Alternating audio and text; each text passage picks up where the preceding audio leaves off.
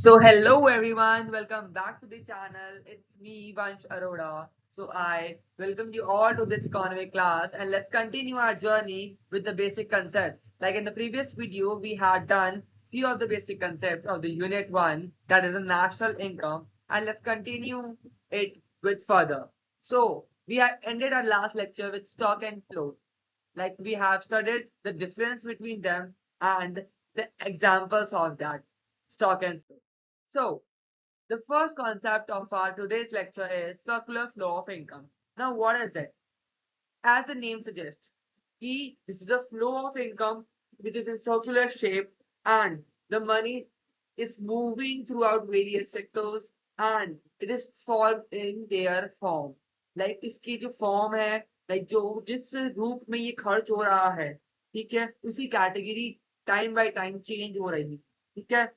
तो जरा समझते हैं इसको अच्छे से। बिल्कुल देखो, it refers to the continuous flow of goods and services.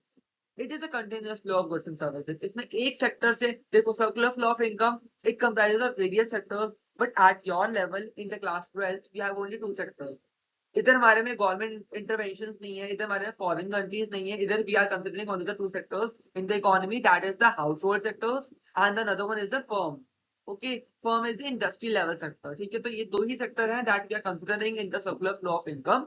अब इसमें होता क्या है, देखो, this is the flow of income in which there is a continuous flow of goods and services. Like goods and services का हमारा continuous flow चलता रहता है and along with it there is a money income between the firm and the households.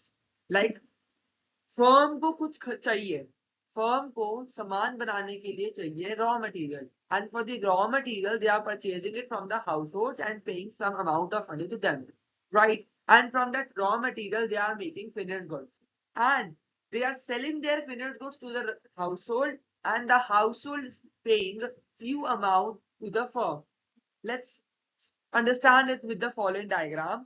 Like here is the household, ठीक है, यहाँ पे ये हाउस होल्ड हमारे पास है, ठीक है। अब ये हाउस होल्ड ने देखो, और ये हमारे पास यहाँ पे कौन है, यहाँ पे हमारे पास ये फर्म है, ठीक है। हाउस होल्ड ने फैक्टर सर्विसेज दिए हैं हमारे किसको, फर्म को। Factor services are comprises of land, labor, capital and enterprises. These are provided to the firm by the household itself, ठीक है। And in return of these factor services the firm has paid what, the firm has paid factor payments, ठीक है। And now the doubt arises is, what are these factor payments? Factor payments are that kind of payments that are being done in return of the factor inputs, in return of the factor services. Like तुम land ले रहे हो, किसी से जमीन ले रहे हो, तो उसके अगेंस्ट रेंट भरोगे, तो you are paying rent against it for land, so your rent is considered as the factor pay. Factor of production you have studied in class 11th, right?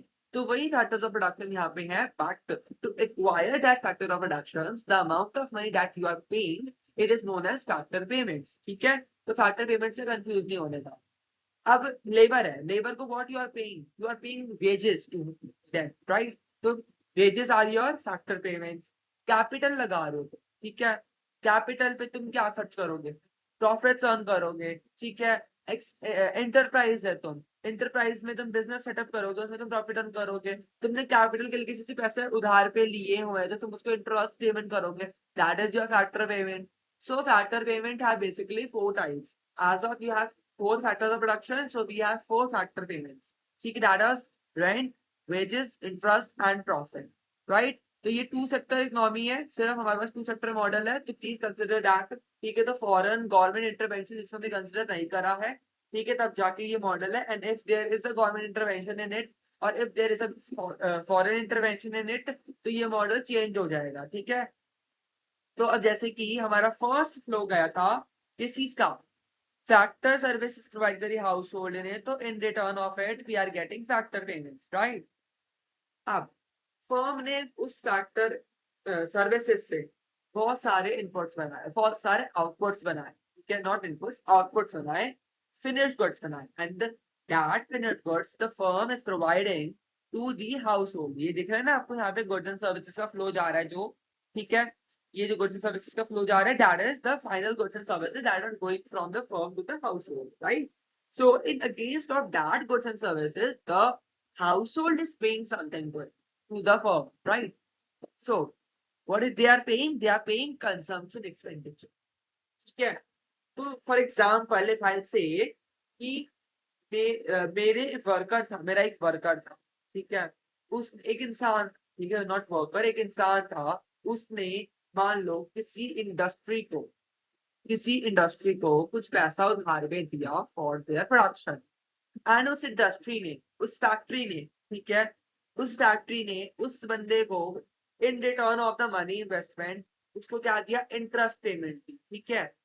ये तो हो गया एक flow, and in the other flow that individual who is getting the interest payment is spending the amount in purchasing of the final goods and services to satisfy their wants, and in return of the expenditure that he is incurring, he's getting what, he's getting goods and services. So here it is going to circular flow of income कि कहाँ उसने interest payment कमाया and उसी interest payment को उसने खर्च कर दिया दोबारा से, ठीक है, and that interest payment that is spent on the consumption of goods and services will become the income from the factory once again.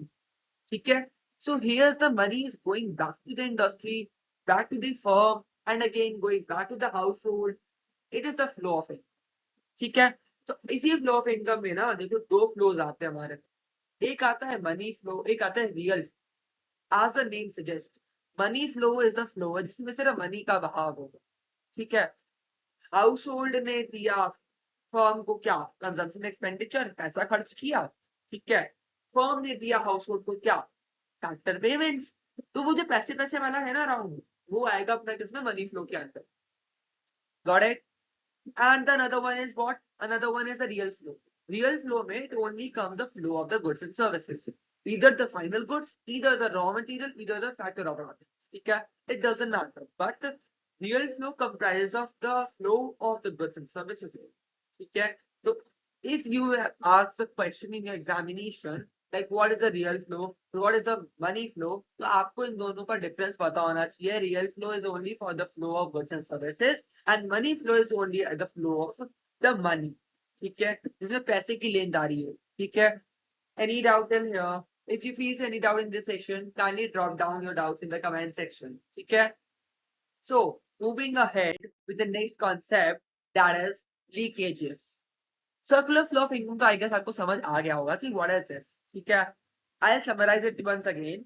Like it is the flow of money जिसमें household कुछ सामान देगा firm को, तो firm उसकी payment कर देगी household को, and firm फिर कुछ सामान देगा household को and household पेमेंट कर देगी firm। This is a circular flow of income अगर हम मोटा मोटा बात करते हैं, ठीक है। लीकेजेस क्या होती है? लीकेजेस जो ये चल रहा है ना फ्लो ऑफ इनकम, अभी जो ये सर्कुलर फ्लो ऑफ इनकम अभी चल रहा है ना, ठीक है, इसी फ्लो ऑफ इनकम से जो अमाउंट हम विड्रॉ कर रहे हैं that is known as circular flow. अब बोलोगे विड्रॉ कैसे कर रहे हैं, ठीक है। विड्रॉ कुछ ऐसे होगा जैसे कि फॉर एग्जाम्पल मैंने 10,000 रुपए एक फैक्ट्री को दे दिए, ठीक है, मैंने 10,000 रुपए एक फैक्ट्री को दे दिए, and in return of that 10,000 and in an obligation of that 10,000 the firm, the factory is paying to me 10% interest on it, ठीक है। What is paying? 10% interest on it, like what I'm getting 1,000 rupees on the invested amount, right? So that 1,000 will be considered as the factor payment. Are you getting? Are you getting, guys? ठीक है। If you feel any doubt, any query, ठीक है, पहले flow of income जरूर देखना, ठीक है। तो 1,000 रुपए मेरे को मिल रहा है, अब वो 1,000 रुपए मैं क्या करूंगा, खर्च करूंगा ना। मुझे मिला 1,000 रुपए, मैं 10,000 रुपए इन्वेस्ट करे, मेरे को 1,000 मिला फर्म से, ठीक है, that is done with the one flow. मैंने वो 1,000 में से सिर्फ 800 रुपए खर्च किए, सिर्फ 800। I am not spending the whole of 1,000 rupees, I am spending only 800 rupees out of it, ठीक है। अब जो 200 है, 800 मैंने खर्च करे, मेरा सामान लिया मैंने, मेरे पास सामान मेरा आ गया, ठीक है। जो 200 रुपए still remaining with me, I'm not spending that amount, I'm saving that amount. What is it? It comes out of the flow of it.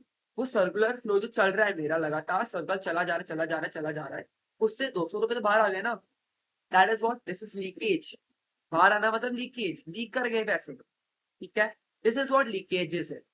अब लीकेजेस में और भी चीजें आती हैं जैसे कि टैक्सेस। भाई पूरा पैसा जो मैंने कमाया, क्या मेरे को पूरा खर्च कर पाऊंगा मैं? मेरी जो इनकम हुई मेरे को टैक्स नहीं भरना उस पे, मेरे को इनकम टैक्स नहीं भरना उस पे, ठीक है। So the amount of tax that I am paying to the government, it is a leakage, ठीक है, from this flow, from this two sector model flow, right. तो ये भी लीकेज हो गया। Now coming to the next definition, that is the injection, ठीक है। जैसे होता है इंजेक्ट करना, एड बैक करना, वही सर्कुलर फ्लो ऑफ इनकम है। Now we are adding back few of the things, ठीक है। जैसे कि जरूरी है क्या सारा कैपिटल एक्सपेंडिचर या कैपिटल इन्वेस्टमेंट मैं ही करूंगा फर्म पे? जरूरी है कि सारा कैपिटल का जो सामान चाहिए होता है फर्म को वो मैं ही प्रोवाइड करूंगा as being an household? क्या सिर्फ हाउस होल्ड ही प्रोवाइड करेगा हमेशा? नहीं, ठीक है। इसका आंसर है a big no. There is a government, right. तो गवर्नमेंट की भी पॉलिसीज होती हैं, गवर्नमेंट भी स्कीम्स लेकर आता है, गवर्नमेंट के भी इन्वेस्टमेंट प्लान्स होते हैं, है ना।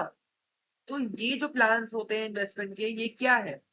ये हमारे सर्कुलर फ्लो जो हम पढ़ रहे हैं, circular flow two sector model वाला, उसमें क्या कर रहे हैं? मनी को ऐड कर रहे हैं। ये जो पैसा गवर्नमेंट लगा रही है फर्म्स के ऊपर, ये कहीं से आ तो नहीं रहा, ये हाउस होल्ड तो नहीं दे रहा, ना ये फर्म दे रहा है, तो ये कहाँ से रहा है? ये बाहर से आ रहा है। So it is being injected from the outside environment into the circular flow of income of the two sector model, right? So this is what this is injection is. I hope this is clear to everyone. ठीक है। If you feel any doubt, डाल दो comment section में direct, ठीक है। यहाँ तक I hope everything is clear to you all. अब आते हैं नेक्स्ट टॉपिक पे, जो कि थोड़ा सर्कुलर फ्लो से तो हटके ही है, but it is quite an interesting and very important topic for you all, ठीक है। Circular flow of income, it is very favourite question for exam point of view, this market है star mark, ठीक है। इसे जरूर करके जाओ, नहीं छोड़ना इस क्वेश्चन को। Now the next topic is factor cost and market price. हम दोनों को साथ में समझेंगे विद एन हाइपोथेटिकल एग्जांपल, ठीक है।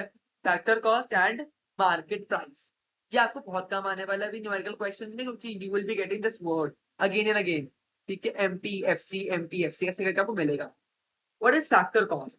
Factor cost is basically that cost of production paid to the factor of production, ठीक है। देखो एग्जांपल ले रहा हूं, ठीक है। फॉर एग्जाम्पल मैंने जीन्स बनाने की फैक्ट्री रखी हुई थी पिछली वीडियो में, if you have watch that video, ठीक है। उसी को हम कंटिन्यू करेंगे, ठीक है, जब तक हम उसको रिलेट कर सकेंगे, ठीक है। सो जीन्स बनाने के लिए, जीन्स बनाने का जितना मेरा खर्चा आया, लाइक मैंने 10 रुपए के बटन लगाए, मैंने 50 रुपए का कपड़ा लगाया, ठीक है, मैंने 10 रुपए की धागा लगाया, तो ये जितना भी टोटल कर करके मेरे को 70 रुपए अभी तक पड़ गया। फिर बिजली के 10 रुपए लगा लो, and just taking an hypothetical example, तो फिगर्स भी मैंने ऐसे ही लिए हैं, ठीक है।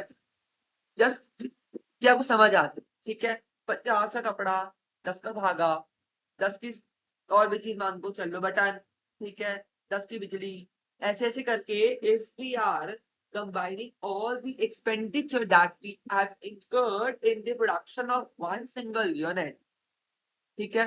मैंने एक यूनिट बनाने के लिए जो जो एक्सपेंडिचर का खर्चा किया है, अगर मैं सपोज टोटल कर दूं, तो मैं क्या बोलूंगा कि मेरे को फॉर एग्जाम्पल लेट्स से 100 रुपए लग गए एक चीज बनाने में, मोटा मोटा करके खर्चा अगर मैंने काउंट किया तो मुझे एक चीज बनाने में 100 रुपए लग गए, ठीक है। So what is this? This is factor cost. की फैक्टर ऑफ प्रोडक्शन को जब मैंने अपने प्रोडक्शन में अप्लाई किया, जब मैंने अपनी फैक्ट्री, जो मेरी फैक्ट्री चल रही थी उसके अंदर जब मैंने फैक्टर ऑफ प्रोडक्शन को लगाया, तो मेरा कितना खर्चा लगा on the production of a single unit, that is factor cost. हम बोलते हैं नॉर्मल नॉर्मल कि मेरे को ये जीन्स बनाने में कितनी खर्चा लग रहा है, कितनी कॉस्ट आ रही है इस जीन्स की, कितनी कॉस्ट आ रही है इस प्रोडक्ट की, ठीक है। That is the factor cost that we are talking about, ठीक है। अब now it comes what is the market price, as the name suggest कि मार्केट में कितना प्राइस है।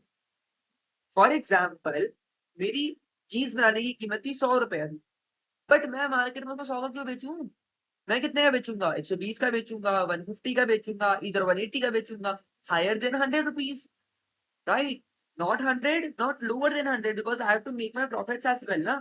So either I'll sell it at 120 either at 130, either at 180 is totally my choice. Yeah, either I'll look into the competitors price as well. वो other factors affecting price में आ जाता हमारा सब चीजें, but 100 रुपए तो नहीं बेचूंगा ना, 100 से कम तो नहीं बेचूंगा, 100 से ऊपर ही बेचूंगा, ठीक है. So the price that is paid by the consumers for a particular good, it is the market price. I hope you are getting. I hope you are understanding the example that I'm taking, right? तो इन summary file से तो factor cost हो गई उस product को बनाने की मेरी कॉस्ट. मार्केट प्राइस क्या होगा? जिस कीमत पे मैं वो सामान अपने बाजार में अपने मार्केट में बेच हूँ, अपने मार्केट में बेच रहा हूँ. सो आई होप यहाँ तक आपको सब कुछ समझ आ गया होगा, ठीक है. तो मार्केट प्राइस का ना यहाँ पे देखो मैंने छोटू सा फॉर्मूला मेंशन किया है. It is not at all important for you, but समझ लो क्योंकि बाद में तुम्हें याद रहेगा, ठीक है. लिखा क्या है यहाँ पे? Market price is equals two factor cost plus indirect taxes minus subsidies, ठीक है. तो सब्सिडीज को मैंने माइनस यहाँ पे इसलिए किया है कि subsidies is the amount that we are getting from the government और द लोकल अथॉरिटी, ठीक है, कि जिससे हमें एक फंडिंग मिल जाए, जिससे हमारे खर्चे कम हो जाए, राइट. तो मैंने तब इसको यहाँ पे लेस कर दिया. तो हो सकता है ना मेरे को तो पूरी मेरा नेट खर्चा कितना लगा, ठीक है, that is I have to find, इसलिए मैंने इसको यहाँ माइनस किया. बट ठीक है, तो ये याद रखना कि you need not to add subsidies in the computation of the market price, right? I hope till of now you are guys having no doubt, ठीक है. if you like this video, ठीक है, लाइक करो, नीचे comment करो, ठीक है, कि तुम्हें क्या पसंद आया. if there is any suggestion from your side, please drop down in the comment section, ठीक है. and for the notes you can refer the website as well. So coming to the next topic of the day, that is economic territory. It is a very important topic for this chapter as well as in your first unit, because it will be asked in your first unit test as well. This question will be in your first unit test, ठीक है. तो ये लिखा है economic territory क्या हो. देखो, India तो तुम लोगों को पता ही है कि मैप में तो तुम लोग इंडिया इंडिया को देख ही चुके हो कितनी बार देख, ठीक है. तो you know the map of India, right. Boundaries, physical boundaries सब तुम्हें पता है. नाउ इट कम्स लाइक कि भाई जो नेशनल इनकम है ना, वो सिर्फ डोमेस्टिक टेरिटरी में मैंने जितना कमाया है वो ही कितने पे ही काउंट होगा, सारी का इनकम काउंट नहीं होगी. अब वर्ड आता है डोमेस्टिक टेरिटरी क्या होता है, ठीक है. तो ये मैंने बोला इकोनॉमिक टेरिटरी. अब मैं डेफिनेशन में बोला डोमेस्टिक टेरिटरी, ठीक है. तो बेटा जी the word is the same, ठीक है. Economic territory is also known as domestic territory, ठीक है. तो don't get confuse between all these terms because दोनों का मतलब एग्जैक्टली सेम ही है. तो let's get to the meaning. Economic or the domestic territory is the geographical territory administered by the government within which person, good and capital circulate freely, ठीक है. तो ये क्या है? This is the geographical territory है जो कि government ने एक होता है ना एडमिनिस्टर कर रखी है, गवर्नमेंट के संचालन के अंदर है, ठीक है. तो ये सब वो चीजें आ जाएंगी जिसके अंदर गुड्स, पीपल, सामान, कैपिटल सब कुछ फ्रीली सर्कुलेट होता जाएगा एंड इनकम कैलकुलेट होती जाएगी. This is what domestic territory is. So I hope definition तो क्लियर हो गई होगी. And this is the scope. What is the scope means? Scope means कि ये जो डेफिनेशन एक लाइन की मैंने ऊपर लिखी है, what types of authorities, what types of institutions, what types of celestial bodies, what types of territorial bodies are comprises under it, ठीक है. तो पहली चीज इसमें आती है political frontiers including the territorial water and air space. What is territorial political frontiers? Political boundary of the country, ठीक है. तो इसमें ना पॉलिटिकल बाउंड्री में हमारे टेरिटोरियल वाटर्स भी आते हैं. What is this territorial waters? The water bodies near the countries it is administered by our own country. ऐसा वाटर बॉडी जो कि इंडिया के अंडर ही आता है उसकी बाउंड्री के पास, जैसे कि भारत के आसपास जो समुद्र का इलाका है, ठीक है, that is attached to the foreign country as well, but it is owned or administered by India, जो इंडिया की ही संपत्ति पे काउंट हो, that is territorial waters. and the air space मतलब एयरक्राफ्ट, ठीक है. मान लो मेरा एयरक्राफ्ट है, इंडिया का aircraft, not mine, I am not talking about mine, India का एयरक्राफ्ट है, that is being landed in the country of US. तो क्या वो हमारा नहीं है क्या? वो हमारा ही तो है, वो हमारा ही है, बट वो यूएस में जाके भी पड़ा तो क्या मतलब हमारा नहीं हुआ? हमारा ही है, ठीक है। तो it will be counted as economic territory, एक डोमेस्टिक टेरिटरी। एम्बेसीज, कंसल्टेंट, ठीक है, consulates, military bases located abroad. अगर कोई एम्बेसी है, इंडिया की एम्बेसी, और वो फॉरेन कंट्री में एस्टैब्लिश्ड है, तो क्या उसकी इनकम काउंट नहीं होगी? नेशनल इनकम में उसकी भी होगी। है किसकी में? इंडिया की है ना। It is located in the another country, it doesn't matter, ठीक है। कॉन्सुलेट्स है, कोई मिलिट्री का बेस है जो किसी और कंट्री में सिचुएटेड है, but it is of India itself, तो that income generated from that will be calculated as national income, ठीक है। शिप्स, एयरक्राफ्ट, कोई शिप है, aircraft operated by the residents of the India between two और more countries, ठीक है। कोई ships है, कोई एयरक्राफ्ट है जो कि हमारे भी रेजिडेंट्स चला रहे हैं, हमारे ही रेजिडेंट्स चला रहे हैं, ठीक है, बिटवीन टू और more countries will be considered as in economic territory, ठीक है। Fishing vessels, oil, natural gas rigs operated by the residents of the country in the international waters will also be calculated in the domestic territory, ठीक है। कोई fishing vessel है, fishing vessel मतलब ये नहीं कि मछली पकड़ने का बर्तन, नो, इट मींस ऐसा एरिया जहां पे वी कैन डू फिशिंग, ठीक है। ऑयल है, कोई नेचुरल गैस की रिग्स है, that is operated by the residents of the country will also comes under the domestic territory, ठीक है। Here's the diagram, here's the picture मैंने जो यहाँ पे लगाई है, इसमें भी लिखा है कि what the domestic territory includes and what it excludes. So you can refer this pic and you can learn this, you have to learn this because it is a very very important, क्योंकि MCQ के point of view से CBSE board के question अक्सर आते हैं कि इसमें से फॉलोइंग में से कौन सी चीजें होती हैं, कौन सी चीजें नहीं होती, ठीक है। सो ये आप जरूर करिएगा for your examination. Coming to the next, that is that अभी आपने एक वर्ड पढ़ा रेजिडेंट, जो रेजिडेंट चलाता हो, तो who is that resident? Normal resident होता कौन है, ठीक है।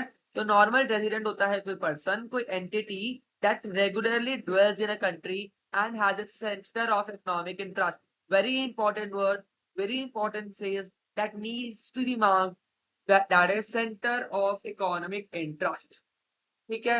ऐसा कोई पर्सन, ऐसी कोई एंटिटी जो रेगुलरली कंट्री से अटैच्ड हो, जिसका इकोनॉमिक इंटरेस्ट कंट्री में ही हो, हमारी कंट्री में, that will be considered as a normal resident of that country. अब कौन नहीं काउंट होगा, ठीक है, कौन नहीं काउंट होगा, बात आती है इस पे। तो काउंट कौन नहीं होगा? Diplomats, embassy official from other countries, ठीक है, ये लोग काउंट नहीं होंगे under the head of normal resident. These people will not be accounted. People who work for international organizations such as WHO, IMF, UNESCO, and others are treated as a normal citizens of the country to which they belong.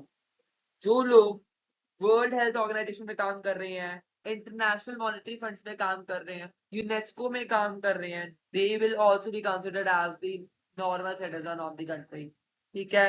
Commercial traveller, student, tourist, they will not be considered as, ठीक है, ये लोग नहीं करेंगे। Commercially travel कर रहे भाई कोई तो क्यों करेगा, ठीक है। So here is the concept of the normal resident. I hope till of now you guys have no doubt. If you feel any doubt, if you feel any query in understanding any of the concept, drop down in the comment section right away.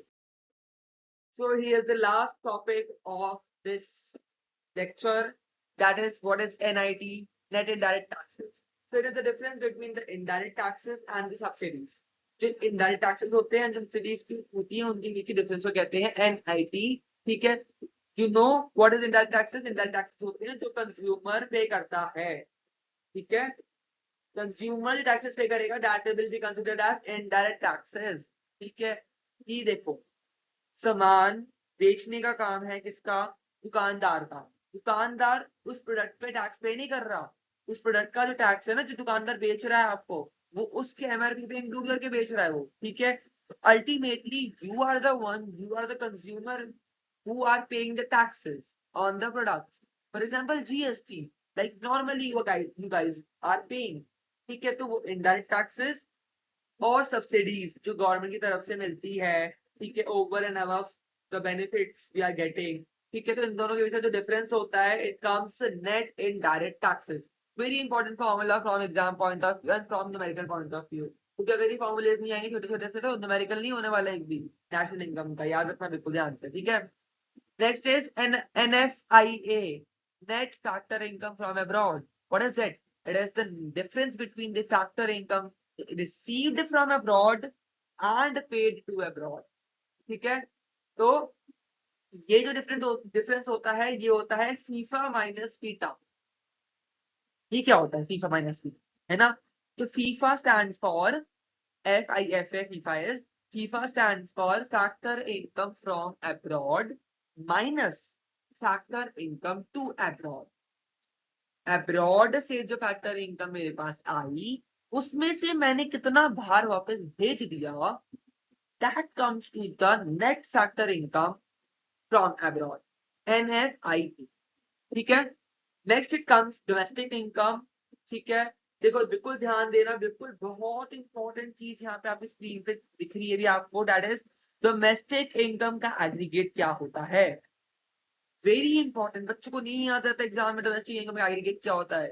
They end up doing nothing, they end up doing very silly mistakes in it, ठीक है। तो domestic income का जो aggregate होता है वो होता है NDP at FC.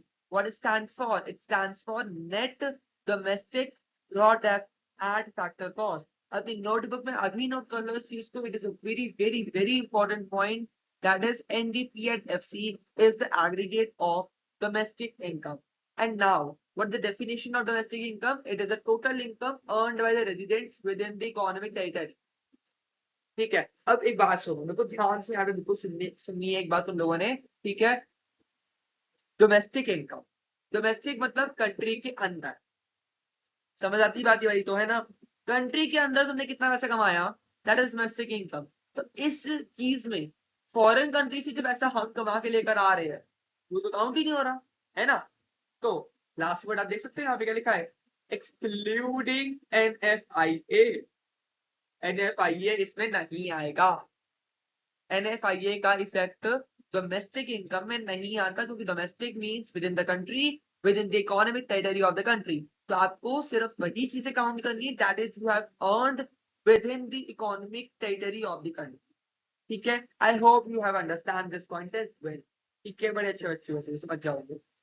Next and the last it comes what is national income, जिसकी पूरी गाथा हम पढ़ रहे हैं, नेशनल इनकम है क्या, ठीक है। तो the aggregate for the national income is NNP at FC।